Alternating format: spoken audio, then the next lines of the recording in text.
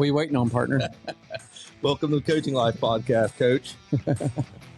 Good to see you. Yeah, good to see you. The sun's shining here in the pod. The pod. That's what we call it. Yeah. How's it going? Not bad. Not bad. Saw you at Getting our bearings here. I just got here. I got here right before you did. You're starting to enjoy not coming in right in the morning. Well, I had reason for it. Oh. So class is over. Right. And we've got. Did you get all your grading This is done? finals week. No, Oh. That's why I've been home. I got you. Yeah, I told my my CFAO I can't get any grading done when I'm here at the building. I just can't, because I have this job, and like the teaching job, the instructor job is just, it's got to be separate. Like I can't once I sit down to start grading, I've got to get after it. Yeah. Well, it's a podcasting class, so I've got half of them are essays and half of them are written or audio files that I've got to listen to and then critique and put a grade on it. Right. I've got 30 students, and I had 90 things to grade.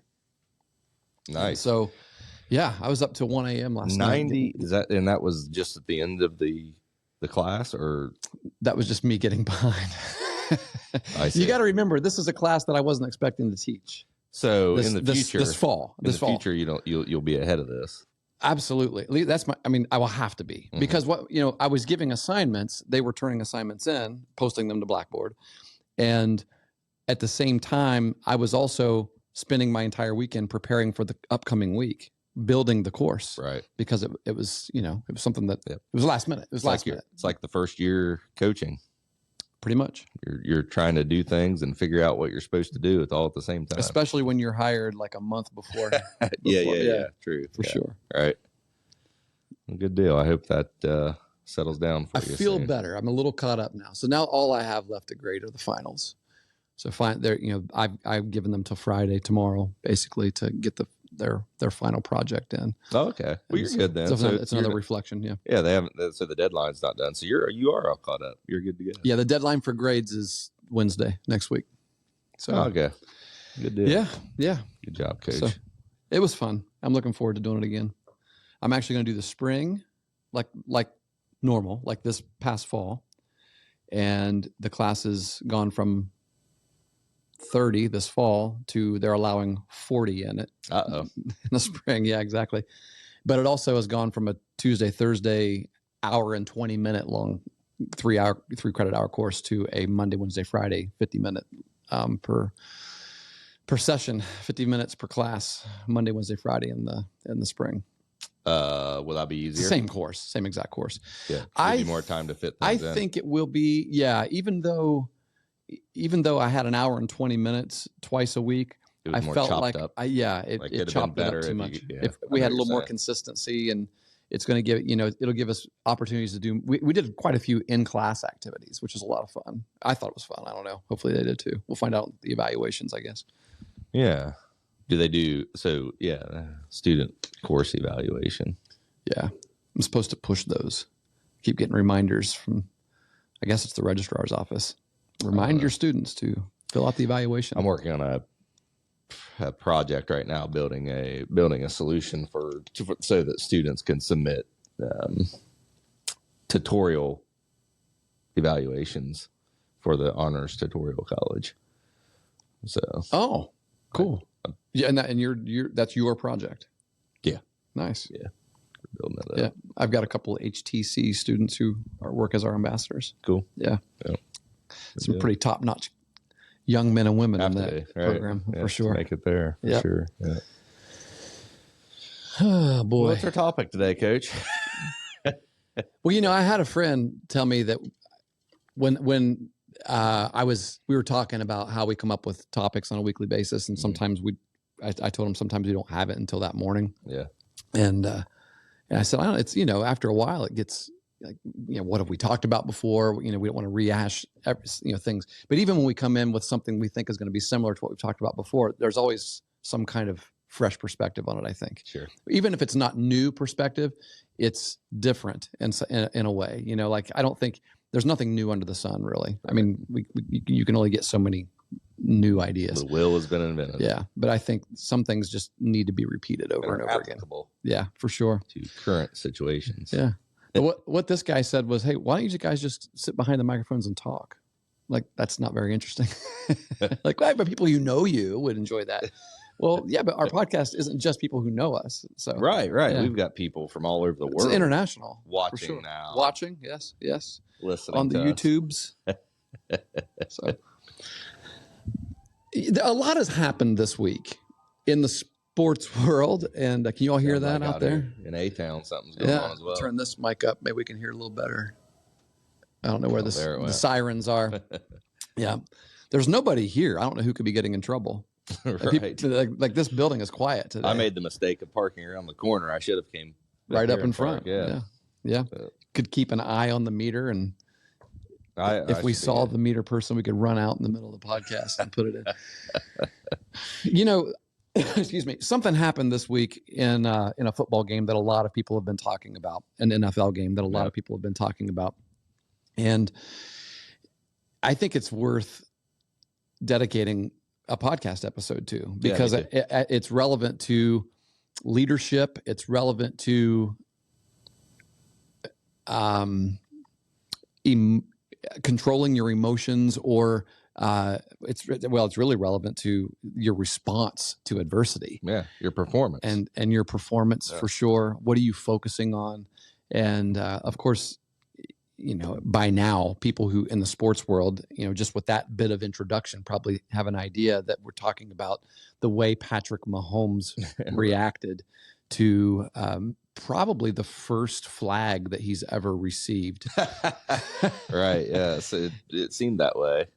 Yeah. And you know, the truth is they have gotten, you know, they were on the raw end of a no call a week ago against who did they lose to last week? I love saying that. Who'd they lose to last week? They're losing a lot more than what people are used to. Shoot. And see, that's the point, I think, is they're facing some adversity. His receivers are not catching his passes. He's not playing very well. He's made some poor decisions. He's always made poor decisions, but he's just had people to bail him out. Tyreek Hill, and a mix of Tyreek Hill and Travis Kelce is pretty good for bailing out some pretty dumb throws that you might make over the years. Absolutely. Some amazing throws. I mean, the guy's amazing. Oh, he is. Yeah. There was a conversation that I had with someone else that just talking about if, you know, because everyone is upset that they played the Packers last week. Packers are playing really good right now. Yeah, they are. Everyone's upset. That's who it was. Yeah. Everyone was upset that 11 teams passed on Patrick Mahomes, I think, or maybe 10 teams. Okay. Because I think the Chiefs traded up to 11 in front of the Browns 12 to take Mahomes. But the Browns drafted Myles Garrett #1 that year. So, you know, one thing, Browns fans are always like, we should have drafted Patrick Mahomes, even though Myles Garrett's a phenomenal player. But a success in the NFL runs straight through a quarterback. Yeah. You got to have a great one. Man, Myles Garrett has won you guys a lot of games. Oh, yeah. And I mean, obviously you can't, not one person in a football team doesn't win. But right. But it definitely impacts the way that the other offenses play and, you know, what they can do for sure. Yeah. But I think Patrick Mahomes found himself in a great situation. I mean, with a great coach and with a lot of talent around him, and was able to, it helps him be the quarterback that he is. Without a doubt. If there's no confidence in my soul that if the Browns would have drafted Patrick Mahomes with that #1 overall pick, that he would be the quarterback that he is today, because a lot of quarterbacks have come and gone. And I agree. I don't think he'd be America the same. City. I sent you a picture of a Cleveland Browns candle last night, and I said, what do you suppose this smells like? And I was, you know, expecting like dog crap or something like that. But I sent it to a Browns fan. Right. And so your response was? Smells like America. That's right. America is in trouble right now. So I could see why you say that. Why do you think so? We're going to go off economically. No. Going to stick to sports. Let's stick to sports. Stick to dribbling. Yeah, this isn't a political podcast. Not always. We stay out of that arena. Yeah. Yeah, pretty much. So, but no, you know, I think here's the thing for me, Pat, with this whole thing. I mean, it's for one, I've seen commentators say that this is a call that is pretty rare, has historically been rare in the NFL. However, this year it's been called 12 times, as opposed to last year was 3, the year before 1, I think, something like that. Right. Those are just numbers off the top of my head. And so obviously it's been a point of emphasis in the NFL. Mm-hmm. So why hasn't that been communicated to your offense? To a guy that, I mean, somebody pointed out that he lined up offsides all night long in the game. Yeah. It's just that last time was egregious. I mean, his head was over the ball. The side judge, the line judge couldn't even see the football. So you got to throw the flag. Yeah. And so, but here's the thing that's interesting to me is when you watch the play, the play's unfolding in front of you and the flag goes up as soon as the ball is snapped. The flag goes up. So in essence, what Patrick Mahomes is wanting is he's wanting the officials to look at the result of the play and say, wow, that was amazing, which, by the way, it was pretty amazing. It was pretty cool. Yeah. The lateral that Travis Kelce threw, the tight spiral, quarterback from University of Cincinnati throwing that tight spiral to the same dude that was offsides. What's his last name? Tony. Tony. And so the ref that threw the flag has no, like that could have been an incomplete pass. Right. No big deal. 5-yard penalty. Is Patrick Mahomes crying that hard about that penalty if that particular play hadn't happened? No. No way. Right. No way. Yeah. I mean, And even if it was just a 10-yard completion, I'd be like, that's disappointing, right? But we'll take it. You know, we'll take our 5 yards and replay the down. Right. In fact, when this John Boy Media, we were watching this before we got on. I can't play it because it's licensed, I'm sure. But right. It's interesting to me because this John Boy Media summary of this does a really great job of showing all of the camera angles of the after second down, after third down and a timeout, and even his offensive coordinator approaching him. Like Patrick is still, he has not let it go. Right. Mahomes cannot let it go. He's like, offensive offsides. It's a worst effing call. Offensive offside. They had just run another play. Yeah. And he's still whining about it. And then they call timeout and he goes over and stands on the sidelines and his offensive coordinator comes up to him and says, hey, forget about it, man. Let's go win it right here. And he still can't let it go. There's the problem. I'm like, dude, that's the first time I noticed. I'm like, this isn't the guy I thought he was. Well, that's because, it was a couple years ago, the Bills were playing the Chiefs. And they kept going back and forth. Like in the last 3 minutes of the game, it was just like they always do. It was touchdown, and everyone was making a big deal. This is something that I told I used as an example with my baseball team is that when Patrick Mahomes was on the sideline, his heart rate was 120. You've mentioned that on this podcast. Yeah, and when he went back into the huddle, it was slowed way down in the 60s, 70s, and he lost that focus right there that he's demonstrated in the past.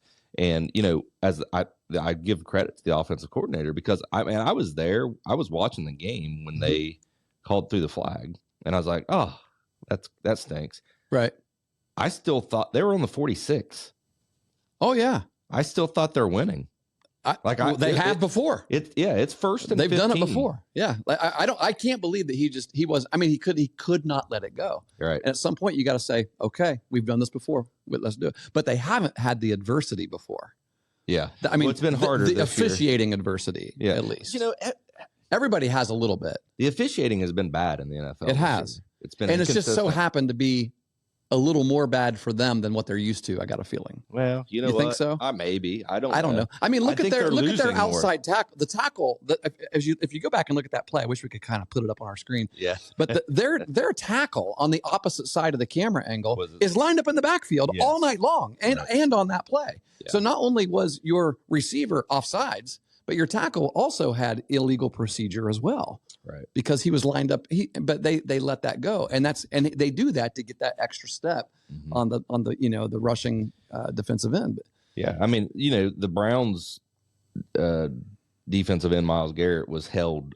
His jersey was ripped that he was held so much in the Jaguars game Sunday, and he complained about the officials as well. We won, but he still complained. He said they're gonna have to. Afterwards in the press conference, did he say something? Yeah, which I was surprised. But what I thought he was complaining about originally was a pass interference call that happened late in the game where our defender was just standing there and the receiver ran into him. They called pass interference saying he didn't let him get to the ball. Joe Flacco threw an interception earlier in the game on a play very similar. So the officiating has been inconsistent. We can all agree with that. Yeah, sure. And the next day, like on Monday Night Football, there was a very similar play that happened. A guy was lined up off sides just like that, and they didn't throw the flag. But, we've always said that. You can call holding call on every play. I mean, that's the way right. So it's there's not a lot of difference there. The officials aren't great this year, or particularly in a year when they haven't been held to a certain standard. What the situation is. It's 1st and 15. You're on the 46. You have time. You're the Chiefs. You're Patrick Mahomes. And he allowed that to completely take him out of that game. 2 minutes left almost, didn't they? Yeah, I think so. Yeah, because I think he doesn't even need if 2 minutes. I think it's like a minute 36 because if they score that touchdown, like if there is no penalty and or if they do what Patrick wanted them to do, and that is confer and decide, hey, that was a really cool play, so we need to shake this flag off. And right. Like, is that what he wanted them to do? Yeah, because the guy threw the flag. He didn't wait to see the end of the play and then throw the flag. It wasn't screwing you, Patrick. He wasn't. Yeah. Taking away something that great in the game of football. That's not the first time it's happened. Trust me. Right. All of us who watch other teams see it happen all the time. Yeah. You Chiefs fans are like, what happened there? Oh, first time? That's what I want. That's actually what I wanted Josh Allen to say to him. This is the other thing that irked. This irked me the most. Like all the whining in between downs where you can't let it go. That's one thing. There's two things. Yeah, but that was one. That's huge. That's number two. Number one, Number one is when you're shaking hands at the end of a game and you're meeting the quarterback. And I know they're friends and I know they work out together in the off seasons and everybody's like, oh, Josh would understand. I don't care. If it's you and me, we're good friends. You don't want to hear me saying, man, worst umpiring call I've ever seen in my life. There's a play at the plate. He calls him out. I thought the guy was safe, clearly under the tag. You guys win, we lose. And the last thing that I'm thinking about saying to you is something about that. Yeah. Man, what an immature player. That's immaturity. I don't care. I don't care what you say. That's immaturity. Yeah. Well, and I think, one of the things that I would say, the reason this is valid and something that we should talk about is because younger players should see this. Yeah. And they should use this as an example because, Patrick Mahomes came back out. He apologized for the way that, for his response to the play. He apologized to, it took a whole day because Josh he still Allen. Went in the locker room, had a chance to take a shower and then get on the mic and talk about it still, along with Andy Reid, which is really disappointing. Although I think Andy Reid may have been trying to save. Could have been saved. Yeah, right. But I mean, I don't have even in that case, I don't have a problem. Like I say, don't let it bother you during the game. Don't let it bother you in the hand, when you're talking. Because if you're going to do that, don't even go up just go to the locker room. Yeah. You know what I mean? Just go to the locker room. Forget the handshake you're saying. Yeah. Handshakes are stupid anyway. Well, I mean, in this case, do you think Patrick Mahomes wanted to shake hands? No. He wasn't obviously he wasn't mentally capable of doing it the right way. Right. Yeah, sure. But as to go into the press conference and if you want to complain there, because you know what's going to happen, he's going to get fined. Has he? You can't. I haven't heard it yet. But you can't. Everybody else. You can't publicly. Right. Anytime you do that, you're going to get fined. Which is ridiculous, I think. Yeah. I mean, here's the thing. Either allow coaches and players to speak the truth about their perspective on the way officials called the game, or make an official stand behind the mic and answer questions as well. Hold them accountable. Hold them accountable. I think that's the goal for the NFL. I think that's one big thing that they have to do instead of continuing to make rules they're talking about making this rule for the what the way they call it, the hip tackle, and they're like, so when we look at the hip drop tackle, we're looking at a guy grabbing, rolling, and pulling, and we're like, okay, so you're looking for three things that you're looking for, and NFL officials can't get a helmet to helmet call right. I mean, I don't know how. Like, I don't know how. Two things. One, I don't know how a defensive lineman ever legally tackles a quarterback. Not I mean, anymore. like you got all of your momentum coming, and all of a sudden he releases the ball, a split second before you make contact, and somehow you're supposed to hit him and not land on him. Yeah. Or else it's 15 yards. Pull him It's over on top of incredible it. to And me. I've seen them call That gets it when, called all the time. Yeah. I've seen it called it when they did pull him down. And here's why it gets called all the time. Because the NFL wants them to. Yeah. See, that's the sure. problem. It's like, emphasized. let's take up for the officials here for a second. They have over-governed. The That's true. NFL has over-legislated this game to where everything we said this a couple years ago when they started adding additional parameters for other different rules for what a catch is and all this. It's like the way to make a game better is not by adding more rules. It's by creating more freedom. No. I mean, people might get hurt. Well, you know what? It's a violent sport. They're still getting hurt. It's a violent sport. 22 starting quarterbacks have been hurt this year. We have gone to extreme lengths to protect quarterbacks. And they're still getting hurt. And look at all the starters how many different quarterbacks have been used in the NFL this year? I heard the number was up in the 50s. I don't know for sure. I just know like 22 starting quarterbacks have missed a game this year. Yeah. So I mean, the Browns have used 3 different quarterbacks. 4.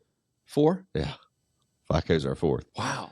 We have Watson, PJ so they're Walker. Contributing to that number.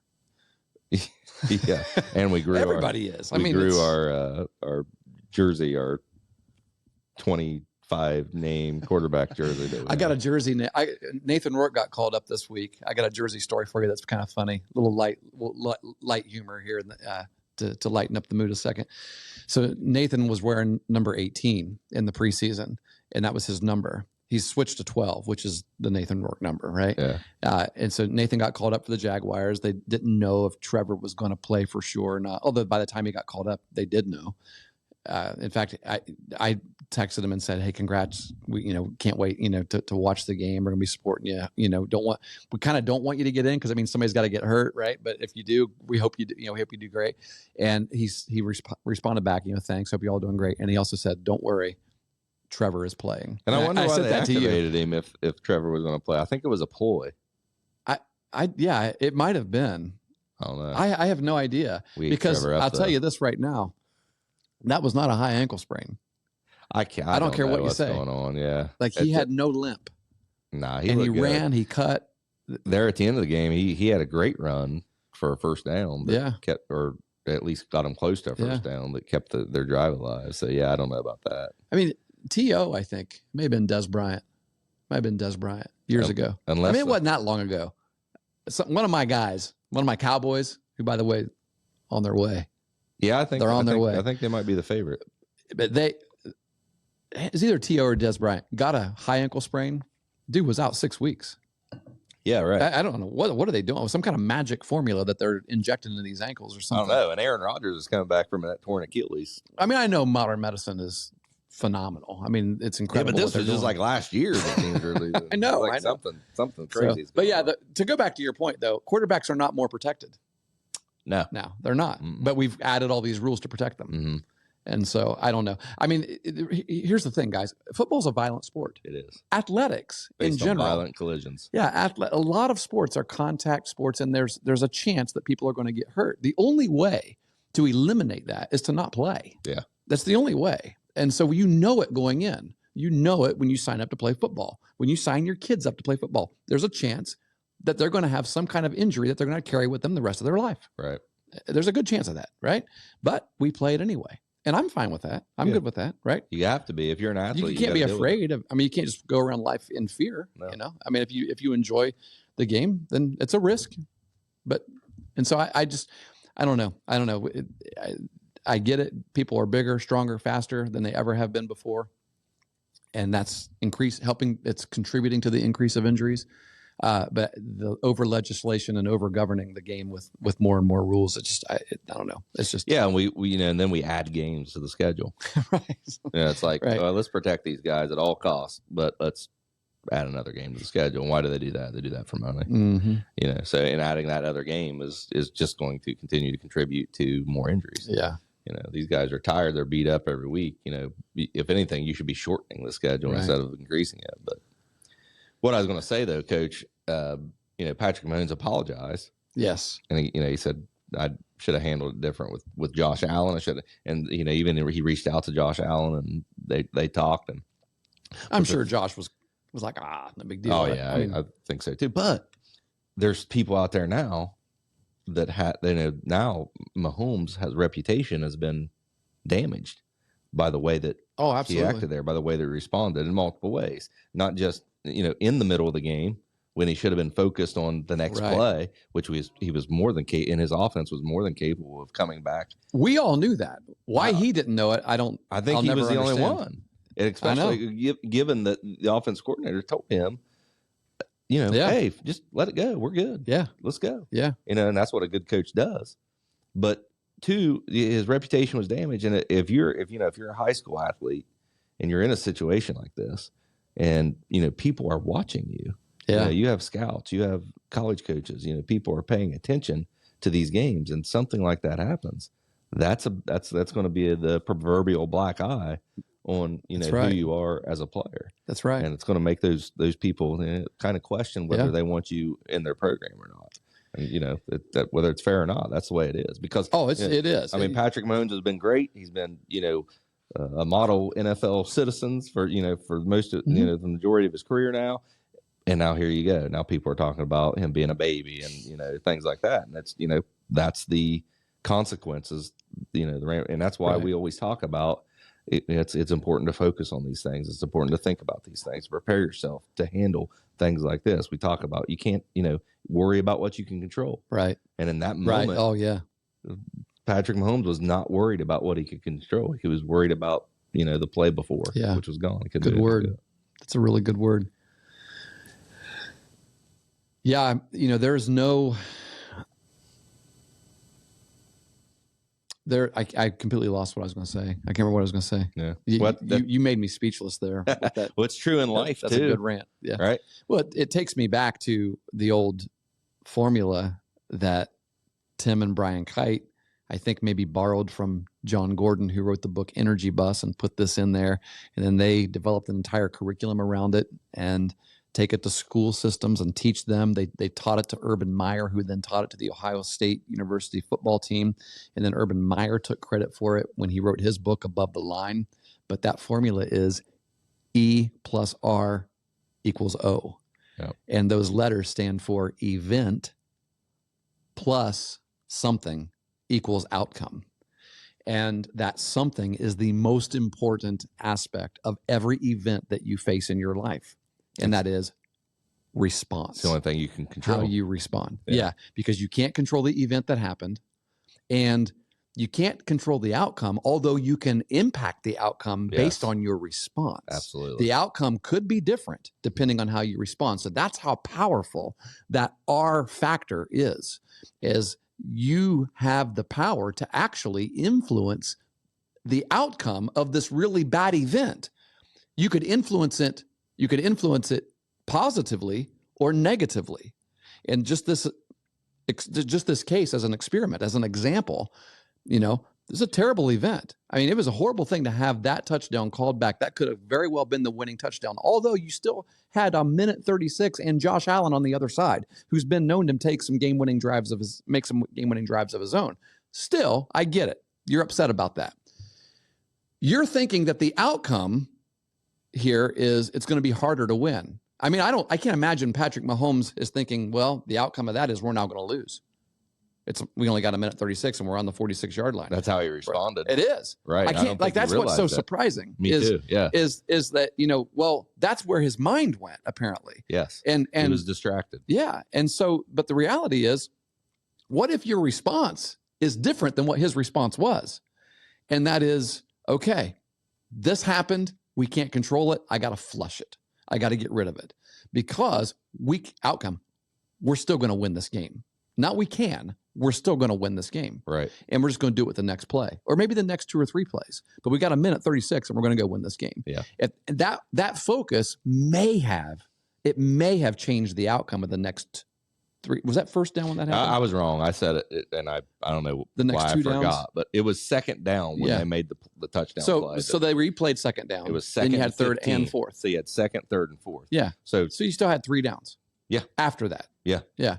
And so to assume that, well, to focus on a negative outcome and respond to that negative outcome with, is well, you contributed to the negative. The outcome. I mean, ended up negative. 15 yards with the Chiefs offense. I mean, the Browns have played the Chiefs, and I know sitting there, it's like every play, you're they nervous wreck. They never get less than 15 yards. You know what I mean? I know. And they had 3 plays to do it for a first down. He just won a Super Bowl on one leg, supposedly, by doing that. Yeah. I mean, yeah.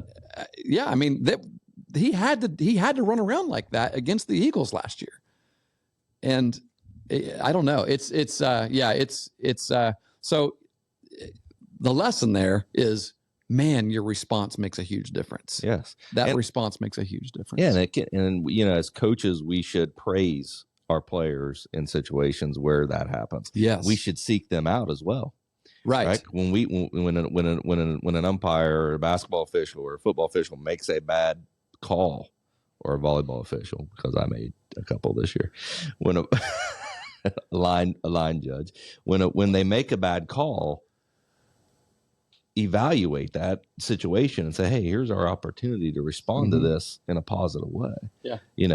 And that might be hard to do in the heat of the moment, but if your players do respond to it in a positive way, make sure you go back to that and let them know, because that makes them a better player. It makes you a better team and a better person, because even if it is the last call of the game and the outcome is not going to change, the outcome is you lose, there's still other outcomes from that event, right? Like losing is just one variable. The other outcomes are your reputation, your team chemistry, your leadership, right? That, and the way you respond impacts all of those outcomes, not just the win-losing one.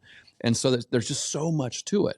But also, in addition to having the response, you got to be prepared to respond for that, because that's the thing that was shocking to me is Andy Reid prepares his teams like no other coach in the NFL. I mean, he's phenomenal. How is Patrick Mahomes not prepared mentally for that to happen, right? How are you not? And this is one of the things that Tim and Brian Kite used to teach on there in that Focus 3 E plus R equals O curriculum, the R factor they called it, and that is, you need to have a system in place, a personal system, not a plan, a system where every day you're operating by this system, that when bad things happen and I've got to respond to them, what's going to be my plan? Like how am I going to do that? Right. So that you're not surprised. You're not surprised by it. It's, I actively teach our baseball players this. I say, listen, how many of you have ever seen a game where there were 0 strikeouts? You might see one, but it's rare, right? There's a lot of errors in baseball. There are a lot of mistakes. There are a lot of opportunities for you to get upset. So here's the thing. Why are we shocked when it happens? Yeah. Right? Like baseball has a ton of failure in it. Yeah. Like a game has failure all over the place. Yeah. And so to act like, oh, I can't believe that happened. Right. Yeah. Well, why do you mean you can't believe it happened? People strike out all the time. Of course it does. He beat you this time. All right. Just be ready for it. Right. We're saying expect it, anticipate it. We're saying be ready when it happens for how you're going to respond to it so that you could be better the next time and moving forward. Yep.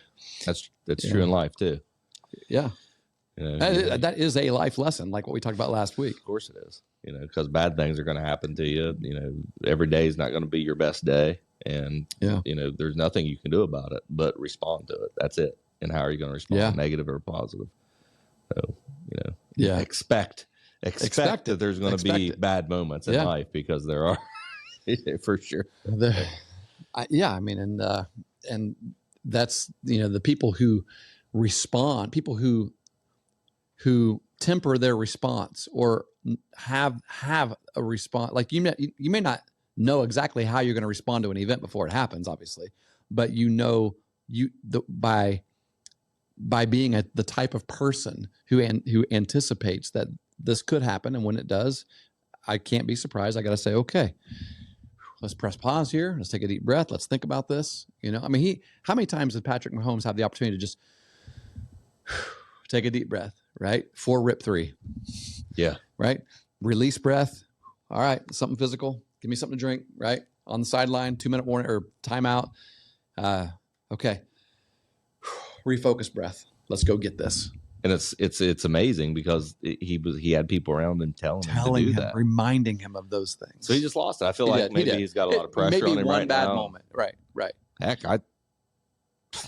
in my mind, they're still the favorite to go to the Super Bowl. I know they're always dangerous.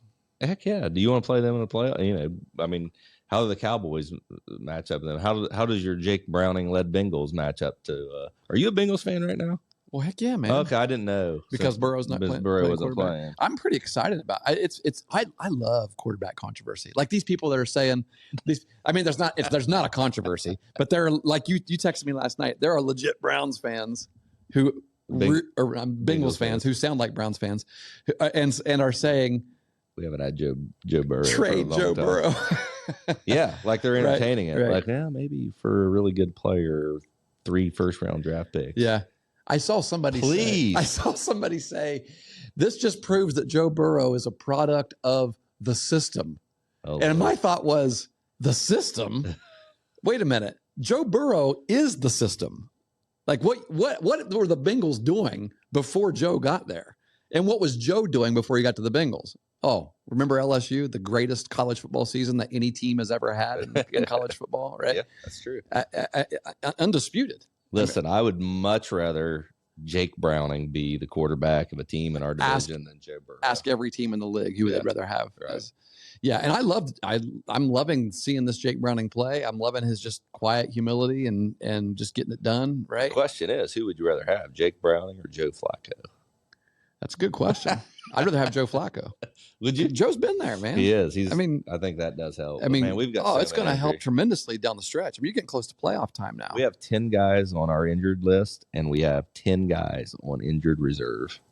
We just lost both of our tackles to injured reserve. True. We lost one of our starting defensive tackles. And that's something that starting safety different for the Bengals. I think they're still using every single one of their starters on the offensive line. That's awesome. And that's an anomaly. Yeah. And they've the last 2 seasons they have been late bloomers. That team has been because Zach for some reason Zach Taylor doesn't play them in the preseason. Now is Burrow on the IR or can he come back? He's out for the season, I believe. He is out. Yeah. I wasn't for sure. Yeah. So it'd be kind of cool to see them make the play. I mean, right now they're 1 game back from a wild card spot, I think, behind Indianapolis.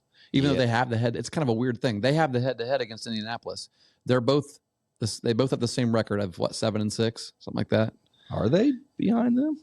The reason why they're behind them is because if there's 3 teams tied, the next tiebreaker is the conference record, and the Bengals conference record's terrible. Horrible. The worst team in the conference. Their division is horrible too. Or division, yeah. They're 0-4 in the bill. Well, that hurts their worst team in the division. Yeah. So, but they're right there neck and neck. I think there's like 5 teams 7-6, and then the Browns are 8-5. So I'm rooting for all those teams to lose every week. Well, I mean, it's the thing. People are like, Pittsburgh fans, like in Pittsburgh, everybody looks at Pittsburgh like, man, that team is terrible. Well, they're tied for second place in that division, right? Along with 2 other teams. But that's why this is like. They're not terrible. A Steeler fan did pitch me a pretty good argument about getting rid of Mike Tomlin the other day, and I was just like, I don't know. He's doing such a good job. I think the Browns coach should get coach of the year right now for as many injuries we've had and going through 4 quarterbacks to be 8-5 and owning the wild card.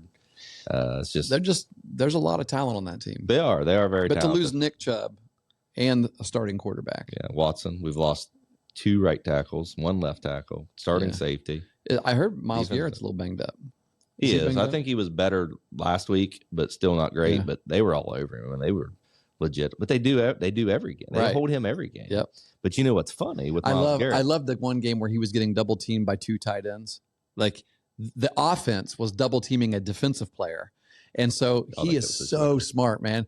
He started switching sides back and forth. Well, both of those guys were following him, and he just didn't stop. And so they were like, you can't have 2 people in motion, and they got an illegal motion penalty on them because of just following Myles Garrett. Yeah, it's awesome. So, but he got up there and he said, we got to stop the hack-a-shack stuff because he's saying that they just don't call things because of him. Hold him. But see, there's kind of a crack in his armor too, because a couple years ago, someone posted a video on Twitter and tagged him in it, and the video was 2 guys holding him. Legit holding him, 2 guys at the same time. and they didn't call What it. was his response? His response was, "I need to get in the weight room more," which was I love awesome. Yeah. Right? That's like, wow, yeah.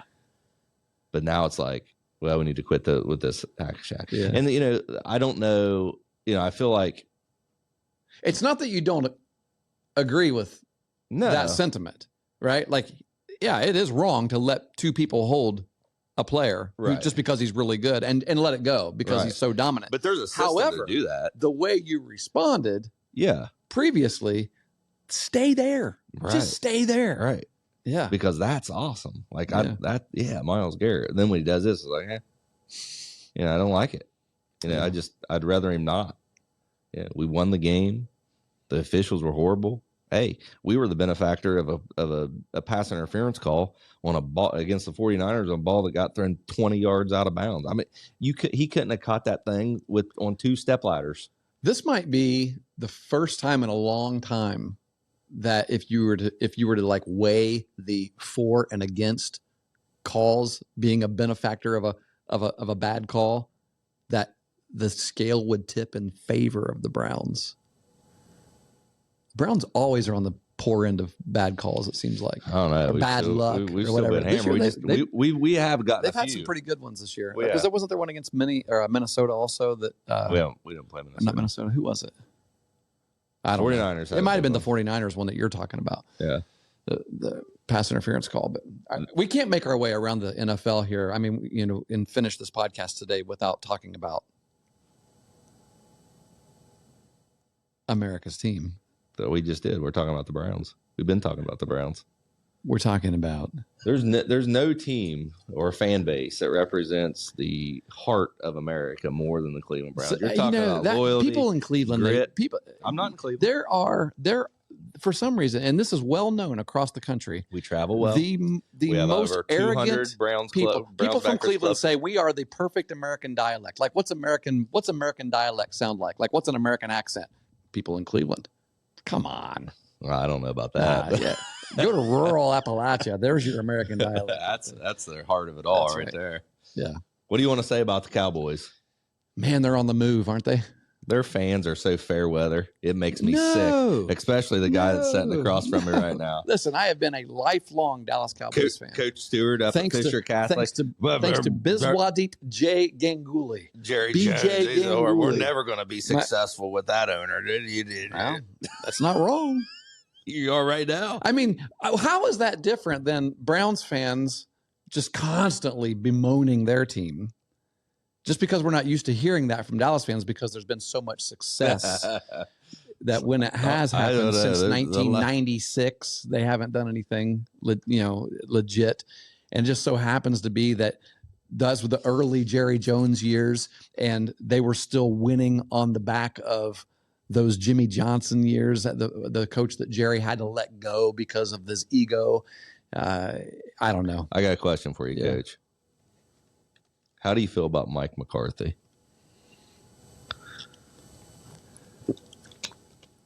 There are aspects to his coaching that make me scratch my head. Because last year at this time, you wanted to fire him. And you know what? It might have been maybe they got rid of the right guy.